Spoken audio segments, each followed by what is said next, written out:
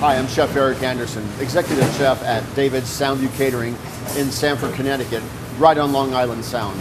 Today we're going to be doing a Cayenne Pepper Salad. So what I'm doing here is I'm using a Thai chili instead of a Cayenne Pepper chili.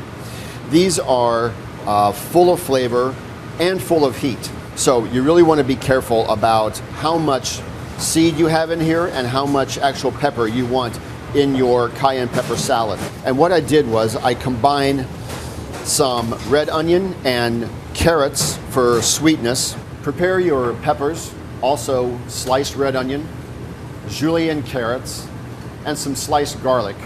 All of that goes into a stainless steel pan with white vinegar, water, sugar, and bring that to a boil. Put in the peppers, put in all the other ingredients, and let that boil for about 5 minutes. Then cover it and just let it set.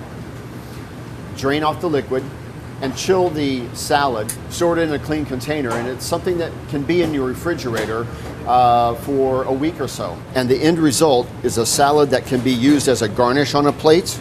It can be used with other salad ingredients. It could be tossed with sauteed potatoes. It's just a really great condiment. It's a great little salad. You can put just a little on your plate as a condiment, or it can go right on top of fish or grilled meats. It's just like having your own homemade hot sauce, but with texture and with real crunchy flavor of the hot peppers. So that's how you make a Cayenne Pepper Salad.